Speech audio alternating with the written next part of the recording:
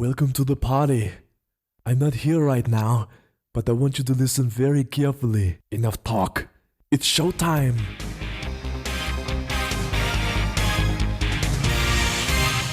Hello and welcome to Bags of Action. My name is Steve, my co-host is Pete.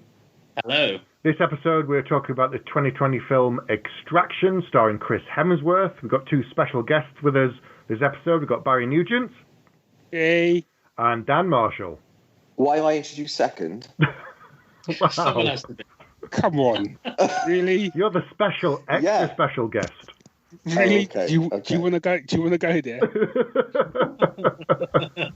We're all friends here, apparently. apparently. So this Someone's gonna have to explain yeah, in a minute. this is it. So, this film was directed by Sam Hargrave and has a wonderful cast of actors, including Chris Hemsworth and David Harbour. And Randeep Hooda? Yeah, and the director himself, Sam Hargrave, was Hooda. in the film. He is indeed. So yeah, this is a bit like, I guess, John Wick was directed by a stuntman moving across to directing, and this is a similar thing, isn't it, with Sam Hargrave, who has worked with the Russo brothers quite a lot before. So was Crank, though. So people don't give Crank the props it deserves, but that's just the same thing. People have gone on to do like really good things after that. I didn't know that. The director of I Crank. Yeah, special effects guy and a stunt guy. In fact, I'm sure, don't quote me on this, I'm going to double check it now, but I'm pretty sure it's the same, or one of the same guys that did like Deadpool and that. Yeah. Oh, okay. Neville Dean Taylor, isn't it? Right. I know, because if you go back like 10 years, or probably more than that, and you said the idea of a stunt person directing a film, there would have been kind of winces and, really? But, Chad Stahelski came in, showed them what they can do, made a lot of money, and they went, well, I think he's got something there. So then, when Chris Hemsworth found out about this, I think he was more interested. Plus, he'd worked with the director on the films. He'd been a stunt double for Chris Evans early in the day. Then he was a stunt coordinator for most of the more recent Russo brother films. So it was kind of keeping it in the family, as it were.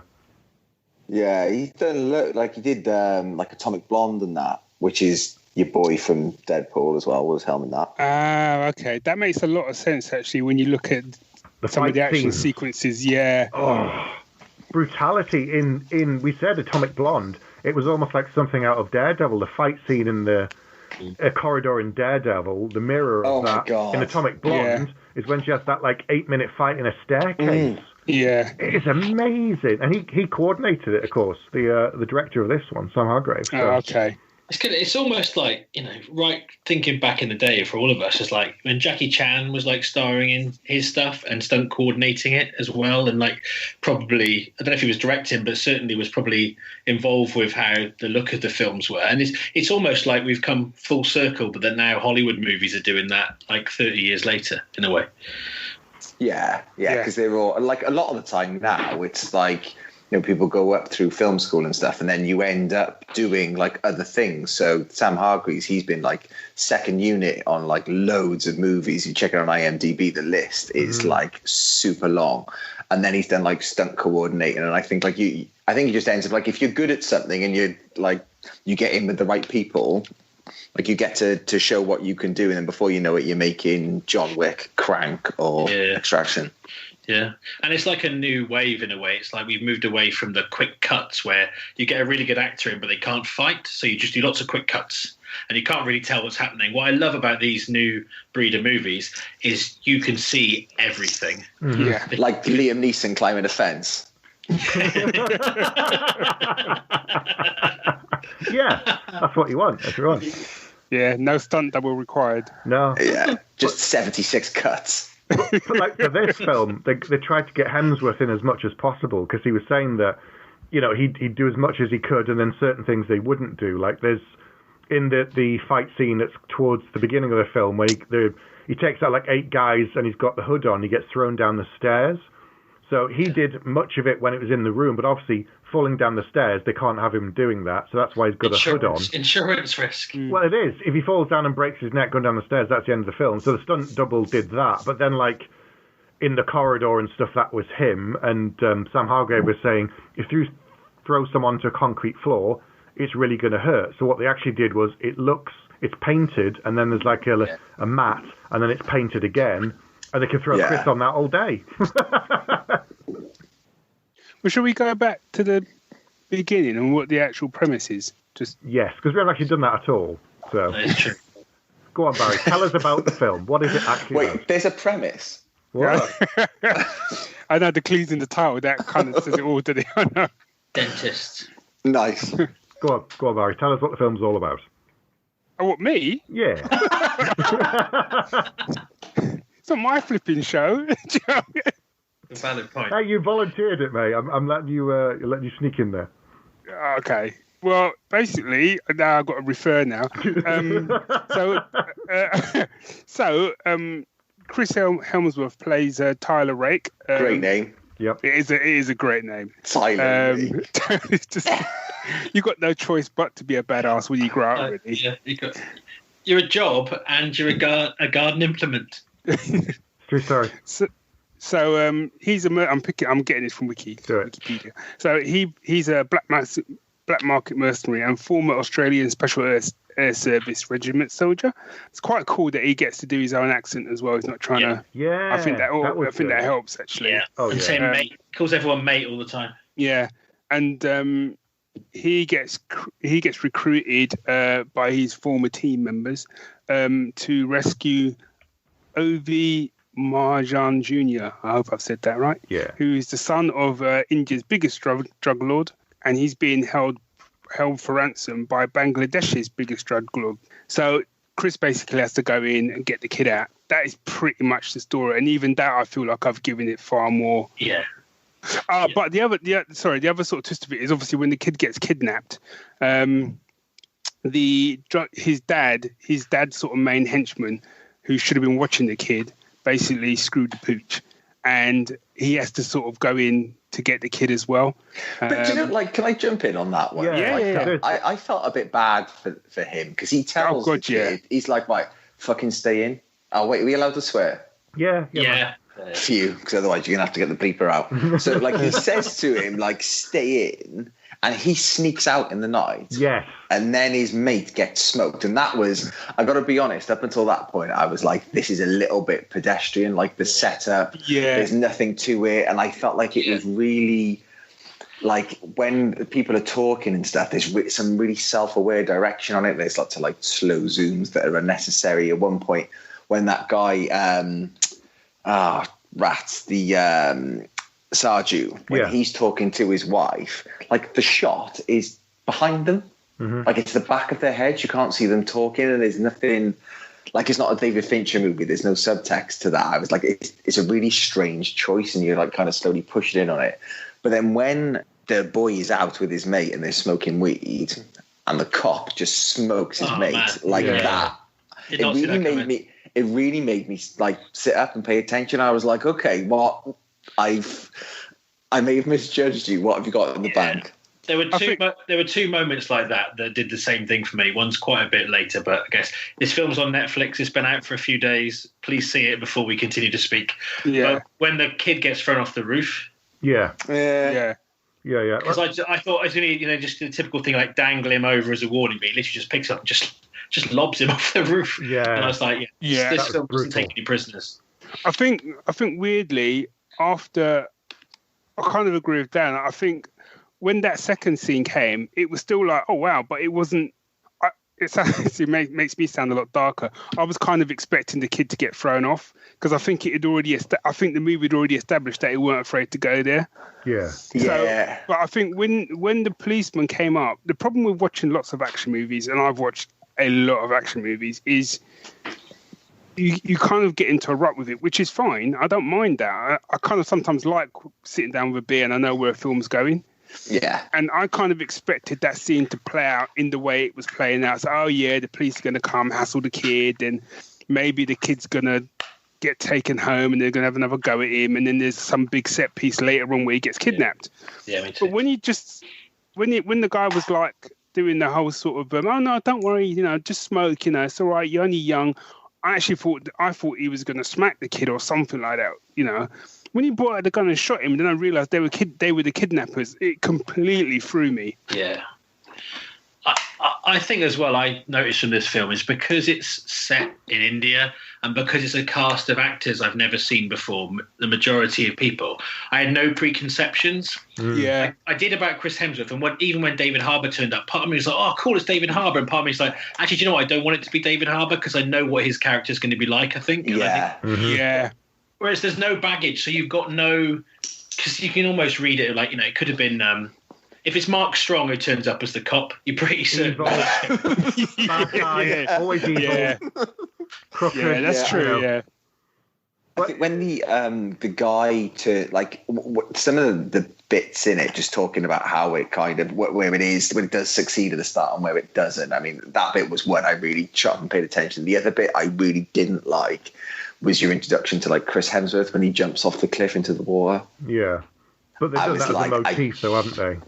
Yeah. Yeah, but I was like, all right, there's other ways to do this, like this fearless kind of like suicidal thing. I was like, if you're all in at the start on that, you've got to kind of deliver on that, and it was fits and starts. It kind of remembers it when it suits. Do you know what he reminds me of? It seems to sort of focus on the negative first because there's a lot of positives to talk about.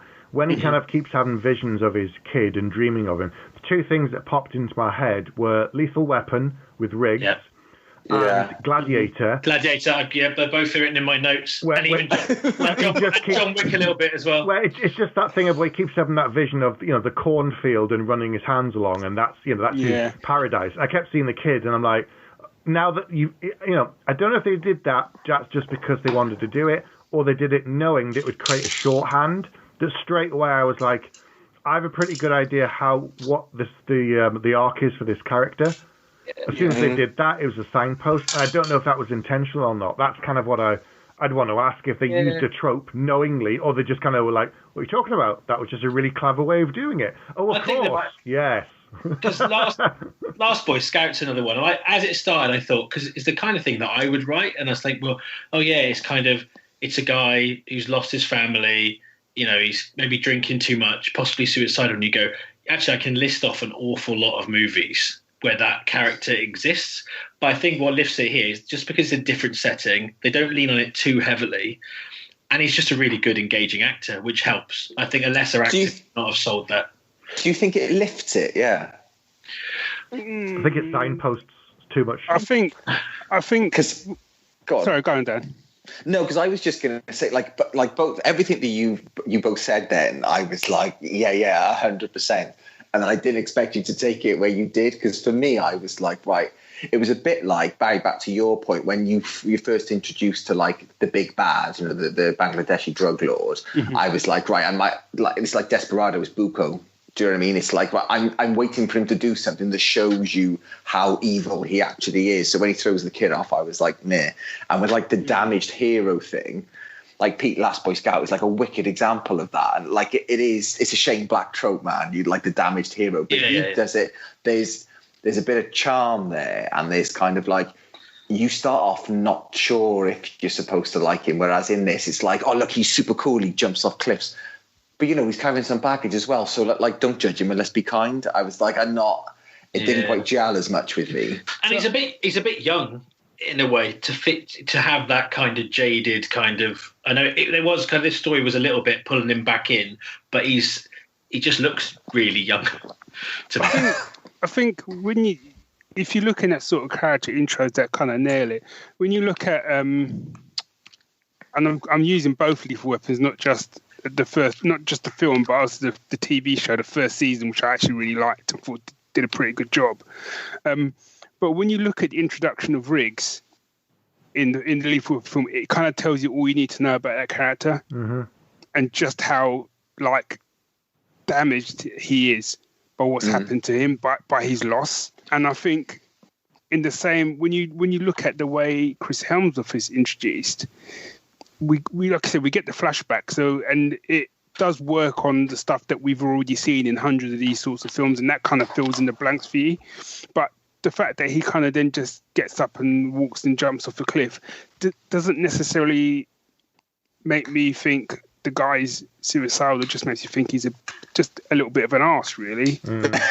Do you know what I mean? It doesn't. It didn't. Yeah. I'm not knocking it. I wasn't. It didn't make me sort of go, I don't like him. I don't like the film. Yeah. But it didn't make me think that he's this tortured guy. No. There were scenes later that did that for me. And in some ways, when he actually gets recruited, when she comes to see him, I think they did a bit of a better job there. Yeah. I mean, it's like when the guy puts his gun to his head and he pulls the trigger and he goes, this guy's so cool, he didn't even flinch. He goes, yeah, but there's no clipping. I didn't think he did that. I think he did it hoping the guy would kill him. And there again, that's to kind of point to the fact that he's so tortured that, he wants to go to that thing. And I was like, I saw that bit coming because they've telegraphed it. So they've lent into a trope one too many times. That it didn't detract from the film massively, but it detracted from the arc of the character because they've telegraphed it. Sorry, mate. God, I cut you off. No, it's all right. Done. I was because I think that this movie shouldn't be called Extraction. It should be called Telegraph. And not only does it telegraph it, but it emails you, and in the subject heading it says, "Oh, yeah, like this guy's going to do this." Like the second they turn up, I was like, right, Hopper's a bad guy. Like this is going to happen. And it's almost like, and I don't mean to kick the movie to death because there's bits of it that I do like, but it was almost as if like the action is so successful. Because one thing that John Wick and Crank do really well is like they commit to kind of an idea. Like with Crank, it's kind of like the comedy and like the lunacy of it all, and John Wick has got a bit. It's the heart of it that really, the action's amazing, but there is a heart there. Even when it gets a bit silly in the third one, you do get pangs of stuff there in his history and the stuff he's struggling with. Whereas with this, I think it was like the action is so good.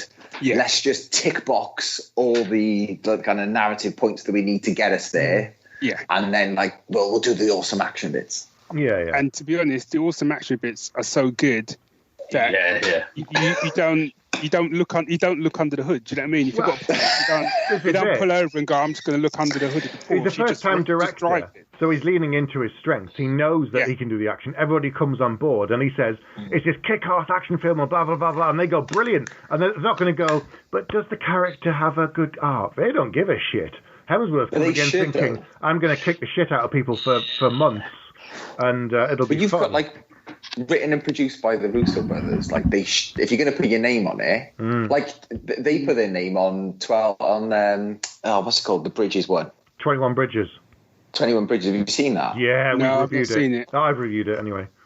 Yeah, and that does that better. I think there's an arc there that and don't get me wrong, there's a place for all of these things, and there's a Friday Nighter, it really works. Oh yeah. and I'm not trying to run it. It sounds like I am. I promise I'm not trying to run it down. But the mechanics and the narrative it's an awesome action movie, but it's really, really hollow. But I think it isn't because I think there's some narrative choices that they could make if they were going over this film again.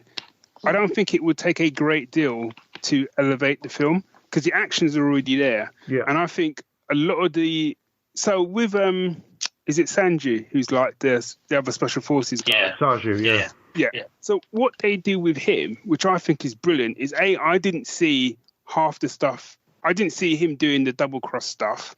And I thought he had his own game going. I didn't realize his plan was literally I just want to get this kid back so I don't get any more in the shit and my family don't get killed. And that was his art. And in some ways, that could have even been its own film. And Chris Hemsworth could have been the bad guy. Do you know what I mean?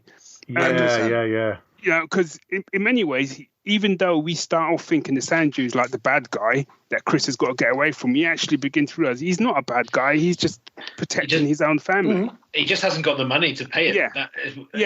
He doesn't. That isn't 100% clear. He kind of mentions it. He's like, his assets have been frozen. I know the perfect guy to do this, but there's the only thing I thought was because he does this thing of there's this perfect guy to go and get the kid. Yeah. But but we can't afford him, so we're gonna play it a bit differently. I thought, they're gonna hire him and not pay him. But why don't you just go and get him yourself? Because you're really good. But I thought when you said that, I actually thought for some reason he was gonna know Chris Hemsworth, from back in the day or something. Me too. He's going to be calling in a favour. Yeah. But what I like is so many other films, and I'm gonna go there. So many other films where you've got your main sort of white protagonist, and you've got a kind of non-white character in there who's kind of up there with him. What I quite like is he was not even like almost as good. He was just as good as Chris Hemsworth's character. They made that point quite clear without actually saying to you he's just as good as him. Just by the way he moved, the way he fought when the two of them came together, he was just as good as him. He was hardcore. He was hard as hell, wasn't he? Hardcore. He was hard as nails. And I think there was one thing, and I know it's jumping right to the end, that actually, and I really enjoyed the film, and like that, it's a great sort of Friday night film, a couple of beers, whatever. But they did one thing at the end that pissed me off no end. So like where you've got and I don't even think it needed that little bit at the end. Personally, that's just me. The end. Yeah, the end. Where it sort of skips. It didn't need that. So when the kid is in the pool and he's swimming or whatever, and then he comes out of the pool, and there's that shot of a person which could potentially be Chris.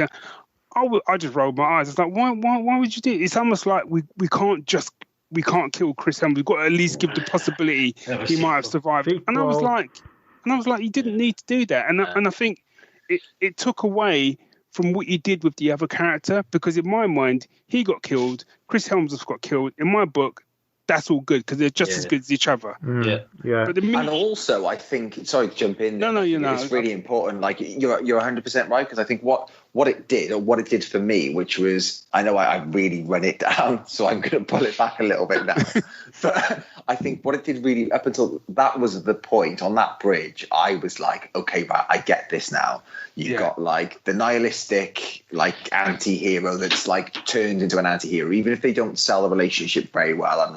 I'm on board now. And the same with the other guy. And I think for both of them to die, so the kid makes it, means a lot. It means loads. And then to have him like blurred out, like, I know Chris Hemsworth alive for like Extraction 2, the aftermath. Extraction 2, don't need to see that. Yeah, it's because up to that point, it's like a lot of like late 70s action films I used to watch, where there would always be this thing where nearly everybody died at the end. Steve will know I'm a big fan of everyone dying at the end. Yep. But like things like that with a downbeat ending, and you just go, oh, but it was worth it because it's like some sort of noble sacrifice. Magnificent Seven, almost all of them die.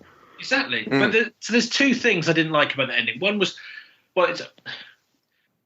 if he didn't need to see him at all. But if he's going to see him while you're still underwater and you're looking through the water, because then at least it gives you a thing that it could be like a mirage, or it could be like a trick of the light. Or a trick of the light. Whereas if you're outside sat and you look at it, just because they tried to play with this water motif at the start of the film, he dives in and he's picturing his it's that echo. But he never sees his son's face at the start. But at the end, he can see his face. Yeah. Which is because he's been redeemed and he can now see his son's face. Because at the start, he never quite sees his face, I don't think. I think he's out of focus. Yeah. I'm not sure he sees him at the end, does he? No, he does. You see a full shot of his face. The kid. Just just before he falls. So he's kind of come to terms with his grief. And he does it, he's, at the start, he's falling under control. At the end, he's falling out of control. And then you go, oh, great. This opening scene, end scene kind of bookend thing. But then, so the kind of, then the kid going in the water and going underwater, you think, cool, that he's like Tyler Rake was at the start, and I quite like that. It's kind of passed on life to this kid. So as soon as he then comes out of the water and thinks he can rubs his chlorine-filled eyes and can kind of see him, it's like you've just robbed yourself of the actual one of the more poignant moments that you've made in the film. Yeah. But also, it felt to me like they've done the film, they've shot the film. Chris Hemsworth dies, he falls off the bridge, fades to black with the kid getting in the chopper. Yeah. They've then taken it. He gets shot in the neck. Yeah, coming back from that. Yeah, he then exactly. they then take it to the studio. They have a viewing room, and the powers that be watch it and go, yeah, that's all lovely. It's a great film, but we don't feel that Chris should die at the end, so we feel we need to give a bit of ambiguity, and B, we don't like it that actually the bad guy doesn't get any kind of comeuppance. So let's shoot another scene where the bad guy gets shot in the toilet, and then Chris Hemsworth comes in. It just felt really tacked on. Yeah, I think what you could have done is have it on the end of the bridge where they just fade to black and do the Predator thing. you get on the chopper, and as you're flying over, and he goes, points to the camera, going, hey! No, but what I would have loved to have seen is, are the kids staring out the chopper over the water and over, like, the city that they basically destroyed, all of the smoke and the fire, and you can see the trail of destruction just to save him. And then he's like, I'm not breaking curfew again. Well, it's that thing of, he's seen what it's cost. And if you see the destruction and then you focus on the kid's face and there's that change, that awareness of his innocence is gone because, one, he's killed someone, two, he's seen what the cost of being this guy's son is actually like, and three, you almost like, if he does have the pool scene at the end without the fade, you show people going, oh, I'm never going to do it, and he goes up and he just straight away powers off because he's completely fearless, because he's got nothing to lose. He's been through the worst kind of hell, and jumping off a fucking springboard is nothing. And I'm thinking that would have been, like, more powerful. Like, he's not the same kid anymore. But I think you're right. It's that thing of, well, maybe we need to have him still alive so we can possibly do a sequel and blah, blah, blah. It just left too much, because there was that whole scene where David Harbour's character was kind of saying, but you can't just take that kid back. Yeah. Because actually, there's going to be a loss of face. What's the dad going to say? Bloody, bloody, blah. And okay, you can argue that maybe that's what he was just saying all those things to get him to go and kill the kid. Yeah. But there was actually he was actually talking some truth facts to it. Yeah. There's some truth there. Yeah. But when we got to that end sequence, if you hadn't had that end sequence, that's fine. It's left to your imagination what happens to him when he goes back. But clearly, what happens to him is everything's all good. His dad's all good with it, and he's quite happy back in his old life swimming away. Yeah. Do you know what I mean? So there's no, when you compare that to, say, Man on Fire, when you compare it to the ending of that, Denzel's dead. It's clear that he's dead. And obviously the kid gets rescued or whatever, because he trades himself for the kid, doesn't he? I think, if I remember. Yeah. But you don't see anything else after that. You don't see the kid, 6 months later, in the playground all happy, and you don't need to see that. No. I think you could recut this film with a couple of extra scenes and shoot it from Sarju's perspective, where he's got to do this. He calls in the white savior who comes in. The two of them have a fight. He helps, then gets a call, and you could re-angle it almost. So this is a Hollywood film shot in India or somewhere approximated to look like that, with a pretty much completely Indian cast. Whereas if you spun it the other way and you shot it as a film made by an Indian director, or full Indian cast and stunts and everything else, with a white guy that comes in, you end up with a very different perspective. It's like that awful, what is it, Paul Rudd film that he's talked about. Have you heard about this? Where he's like the only white guy. Oh, yeah. Bollywood film, I think. What's it called?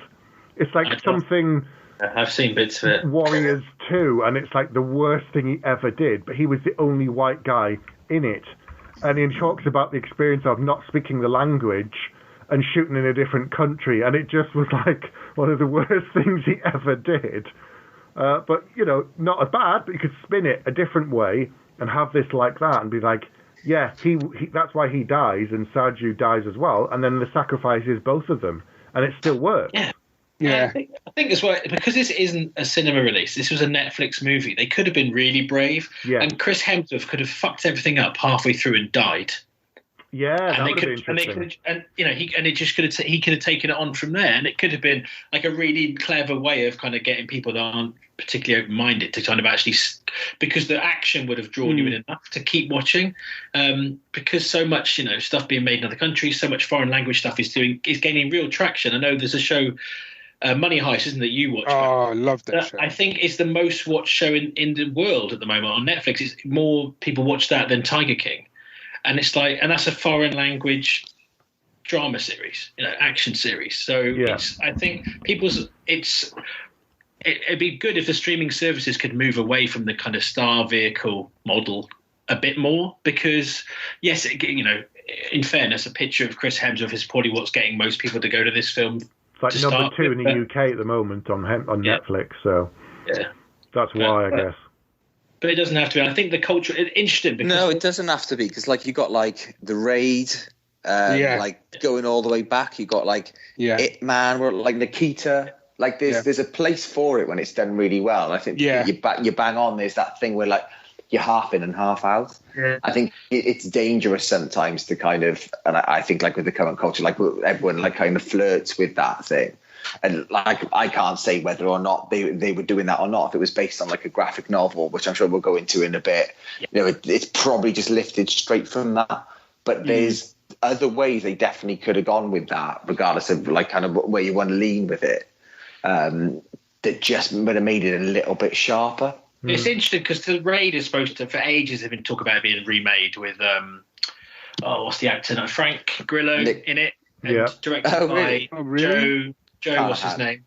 Carnahan. Yeah, but it's like, well, you don't need to. Just again, it's that kind of thing of like, people like this, but people, it's not in the English language thing. It hasn't got a star in it. We'll have to remake it for a wider audience. But I think the Netflix model is showing. Maybe outside of America more, but it's showing that it doesn't have to be that. If you've made a good film, you don't need to make it again.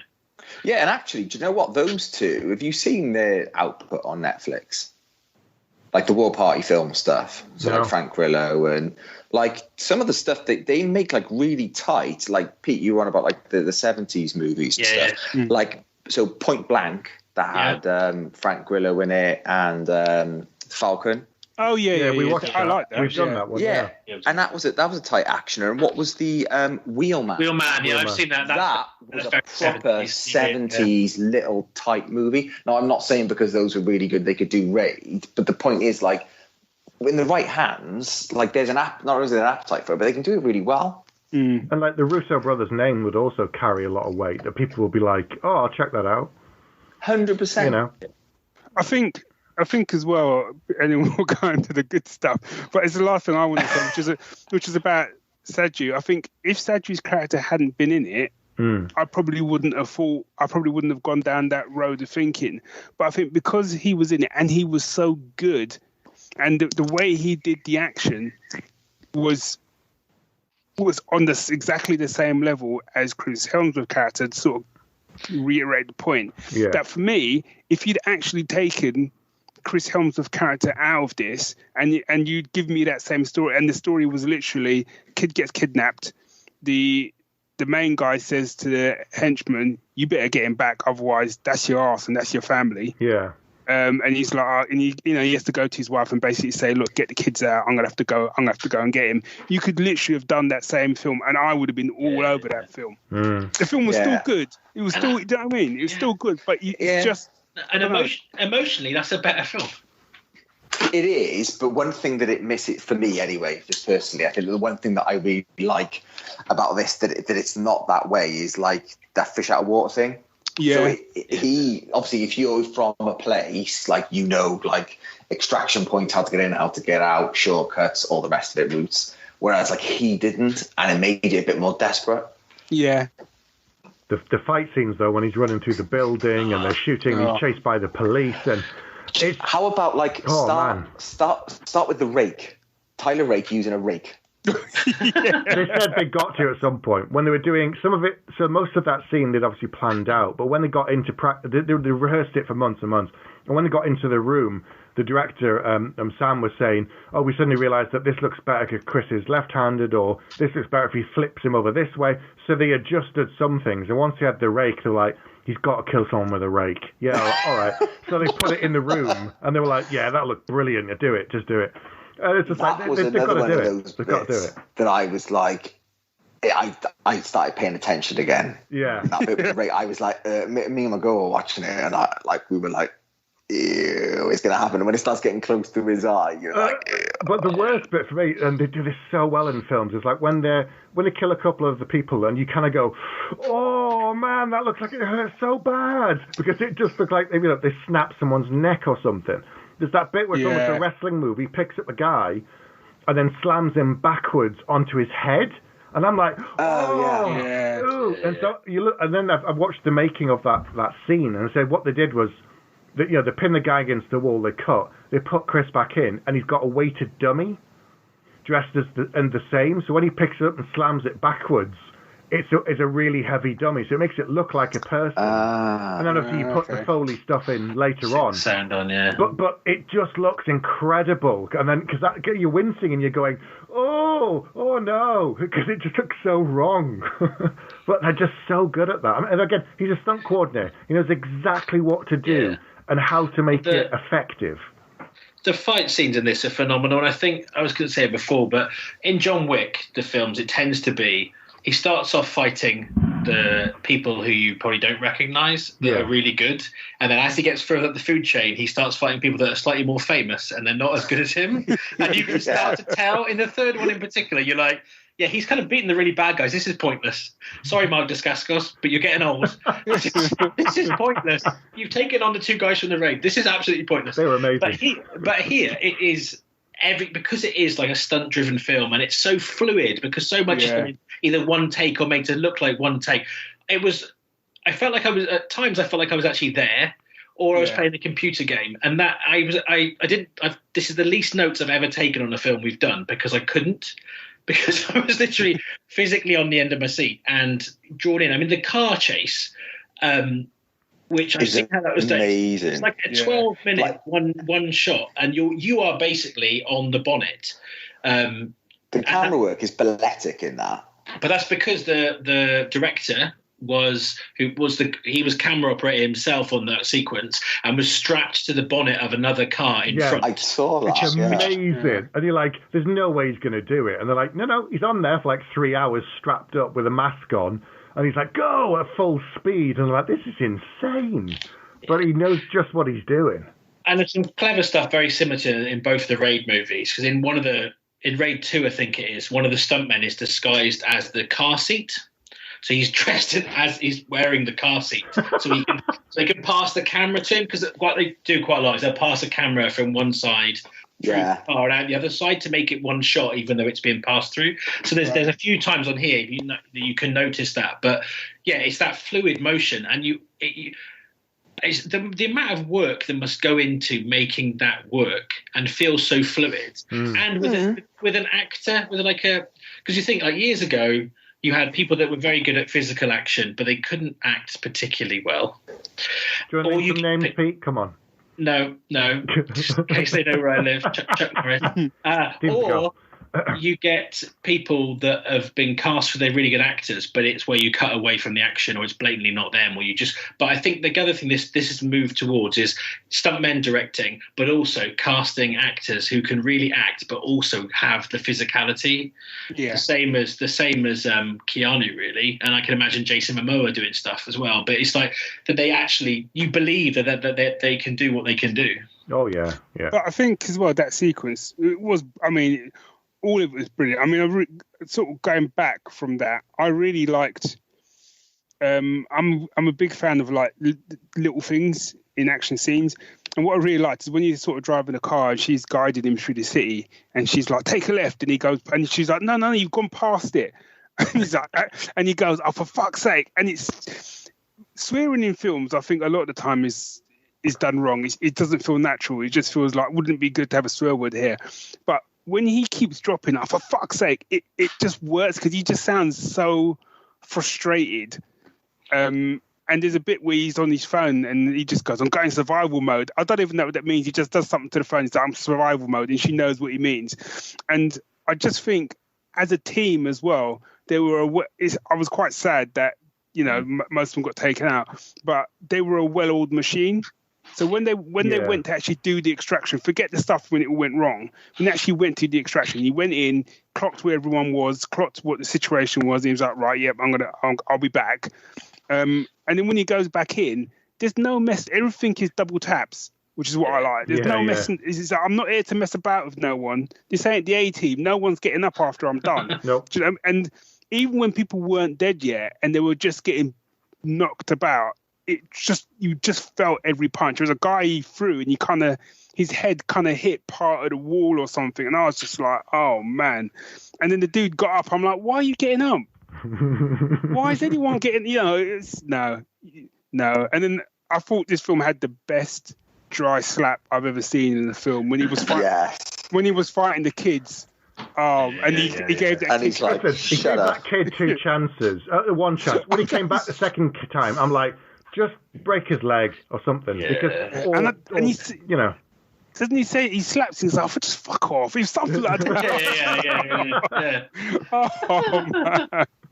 And obviously it came back to haunt him, but still. Yeah. Which is very, very Saving Private Ryan, that bit, I think. But I like the same in my notes. I've got I thought it was going to be a one-man army. And again, because they lent into those big tropes at the start, I thought, here comes another one. And then when the fact he had this amazing team around him, and it was all like perfectly kind of properly scoped out and stuff, I thought that was great. And Sarge took out 2 guys on the boat. Then he takes out the sniper, who is the director. And I'm like, whoever's in the boat, because he's got a mask on, you don't know who it is at first. I'm like, that guy's amazing. Who is he? And then he takes the mask off, and you're like, oh, okay. It's almost like a kind of Winter Soldier moment where the mask comes off, and you're going, oh, that's because he said he's going to hire someone. I'm thinking, who is this guy? Who is it? And then he turns up. I'm thinking, oh, it's someone completely different. What about when Chris Hemsworth punches the guy with the helmet on? Do you see that? So you know when they first hide in the flats and the SWAT team come up? Yeah. And then he knifes that first guy in the neck. And then 2 guys turn up and he's wrestling with them. He ties their guns up. Another guy comes from behind him, right? And he smokes them. But there's one guy who's got the kid basically around the neck with the gun, and Chris Hemsworth punches him in the side of the helmet, and the guy goes down. Yeah, he takes out a lot of people. Some of them, when they've got body armor and helmets, he shoots them, and they start getting back up. So he waits to lift their helmet or their neck and just shoots them again. I'm like, just stay down, man. Come on. What I loved about that sequence is you get him taking out the police guy, the kid runs off, the copper's chasing him, and then just when you think Chris comes out of nowhere, takes that guy. But it's then when Sanju then comes out of nowhere, I'd almost forgotten about him. Yeah. And then when he comes out, he's smacked up at the car crash. He was in the car, wasn't he? Yeah, the truck. Hit him with the truck. Because he hit him with a lorry. Yeah. That was after. That was it. This goes, And he goes, that's it. But I think someone had said in one of the reviews that sequence with him almost reminded you, and then later on when he's kind of fixing his nose, it almost set him up in the kind of Terminator mode. Yeah. True. But he rings his family and says, to his wife, if I'm not back, take the money and go. So I don't think I'd like to have been in that sewer. No. That was rank. That was pretty grim. Proper rank. Yeah. So what do you know about the graphic novel then, Pete? Yeah, so the graphic novel is actually called Ciudad, and it's set in Paraguay. Okay. Not in India. It is the same central character. It's written by Joe Russo with Andy Parks, and the art's by Fernando Leon Gonzalez. Actually, it's both the brothers, I think, wrote the graphic novel, Joe and Anthony Russo. Oh. Yeah, but the difference, instead of a boy, it's a woman that he's going to rescue. So the central premise of going in to extract somebody is the same, but it's a different person that he's rescuing. But from what I haven't read it, but from the notes I've read about it, it's so they've moved the whole thing from being in Paraguay. I mean, it's even the name of the book is the name of the place in Paraguay which inspired the story, but then they've completely moved it to India. Do you know what I was thinking as well? With his team, we always talk about sort of potential for sequels and stuff, and I think you could have done a sequel without Chris Hemsworth. Right. Just because of that sequence you had at the end where she kind of goes into the bathroom and sort of takes him out, but also like her in the bridge and stuff like that, and she's kind of basically running point. She does a lot of the heavy lifting in terms of the actual setup of the team and stuff. Mm-hmm. I would be quite happy to watch another film with her and some different team members doing another extraction somewhere else. Yeah, I'd watch that. I would too. Yeah, that's a good thing. But then again, they've made this a star vehicle for Chris Hemsworth, haven't they? So they put the thing at the end. So if they do another one, they can bring him back.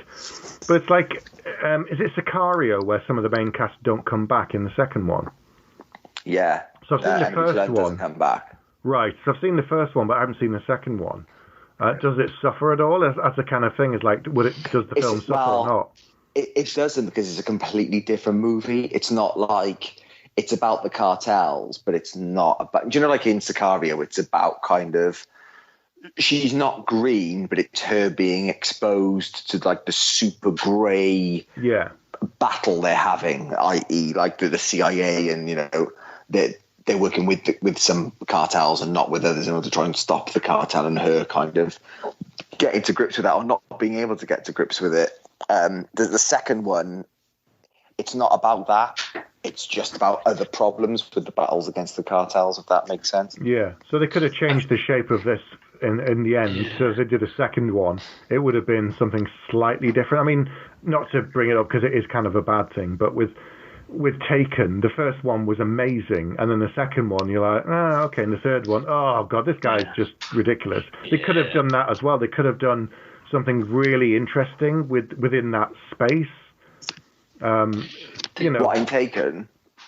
I don't know. It's like John Wick. They're now talking about doing a spin-off set in that world, and there's the TV show, and they're now talking about film with some ballerina that you saw in the third one. I'm like, I almost want the things I like not to be very successful.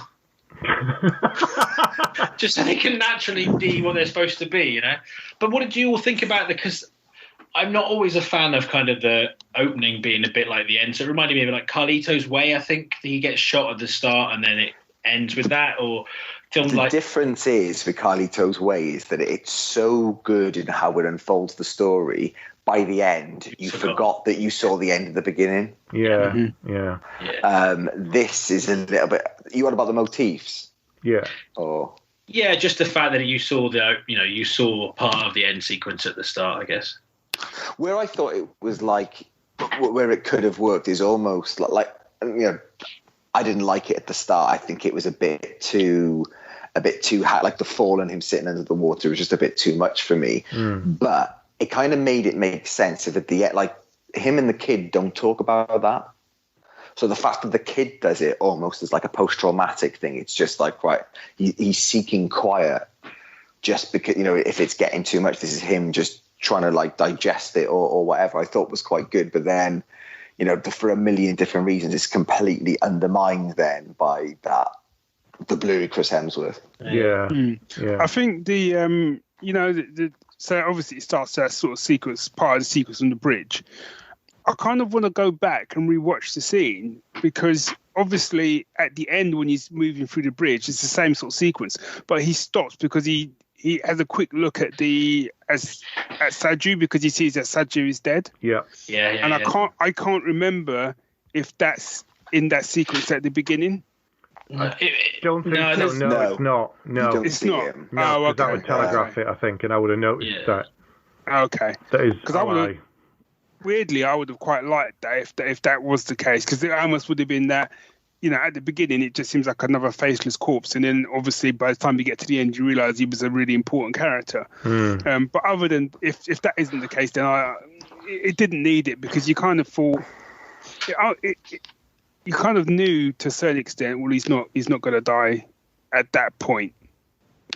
Yeah, and you also lose the questions then, which is what you mentioned earlier about when he kind of like unmasks, like all the questions that are raised. If you had that at the start, like they're all gone because you're waiting for him to do that.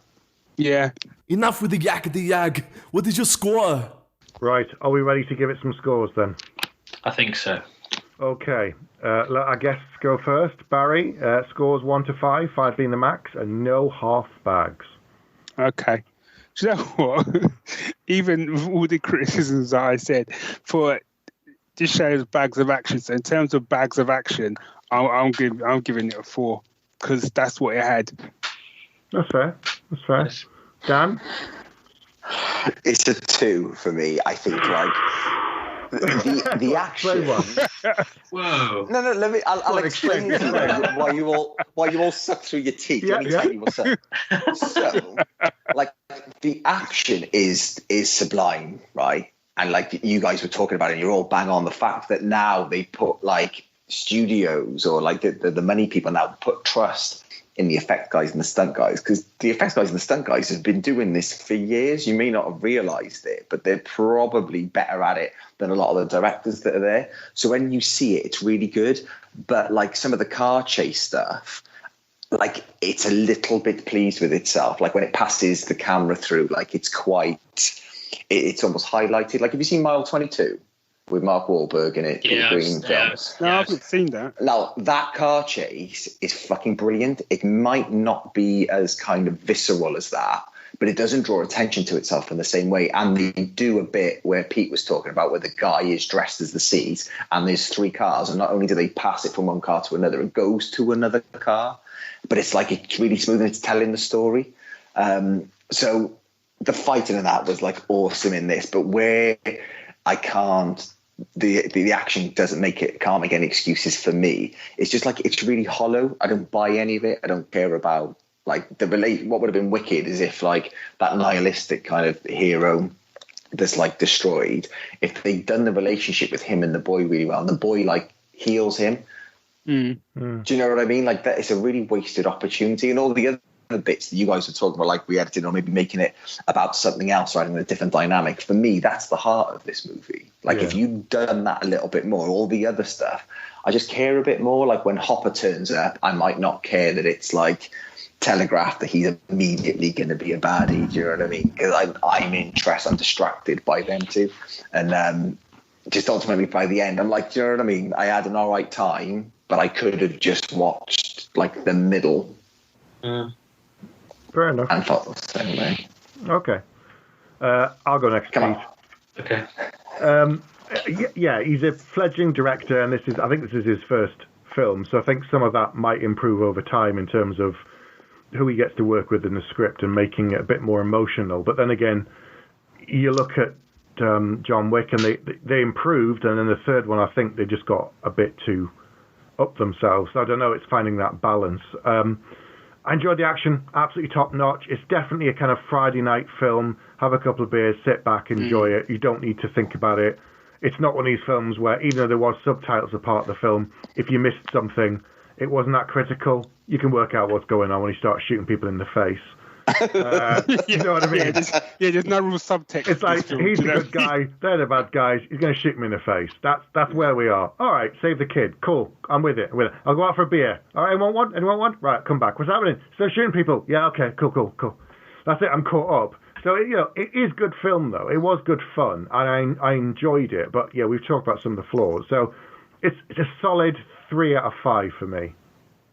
Okay. Pete. So we've got a range there. So I have to go to complete the set or to win some sort of prize. I need to either go with a 1 or a 5. Royal flush. Yeah. So it's interesting. I would have expected myself to say pretty much what Dan said, but because I'm usually the one who says, "Oh, but there's no emotional core. I don't care about the characters, so I don't care about how good the action is." But I don't know what it is about this film. I think I love the John Wick's films, but they're so, as they've gone on, they've become so stylized. I think it was good to see something that was so well put together action-wise, but that was more gritty and more real world. So I like that about it a lot. It's an Australian in India rather than an Australian playing an American, or it's not the typical Hollywood fare, which I liked a lot. And I just think the action was so good. It made me much more forgiving of the kind of things that would usually really bother me. Yes. And in a way, like I think about the Russo brothers movies, in the Marvel universe, there's always like the scenes in the Winter Soldier, the fight scenes and stuff are amazing. And then you've got, I think, is it in Civil War with Crossbones at the start? Yep. Those kind of scenes, I always go, they're the scenes that really get me. And I wish they were longer. And this film is kind of, for about an hour, is kind of those kind of scenes just drawn out. So that made me really happy. So I'm actually going to give it 4. I'm going to give it 4 bags on the basis of I was happily along for the ride and not, for once in my life, not overthinking it. Excellent. So, have you seen Extraction? If so, get in touch with us and let us know. You can email us. You can come onto the Facebook group. Don't forget to leave us an iTunes review. Thanks to Barry and Dan for joining us. Thanks, guys. Thanks for having me. Yeah, what he said. And Pete? Oh, actually, before we go, thanks again for introducing me second. Appreciate it. You're welcome. You're welcome. No worries. It's because we knew you were going to give it. We gave it the lowest score, so you know. That's it. Yeah. That's it. We Get him off. Took off a bag. He goes last. Cool. And remember, my name's on the Geek Syndicate door. Do you know what I'm saying? Yeah, that's it, man. He pays the bills. He pays the bills. Boss. Pete, wrap us up. Thank you for listening, if indeed you still are. Good night. Good night. Night. You have been listening to Bags of Action. You better stick around for the next episode, because if you're lying, I'll be back.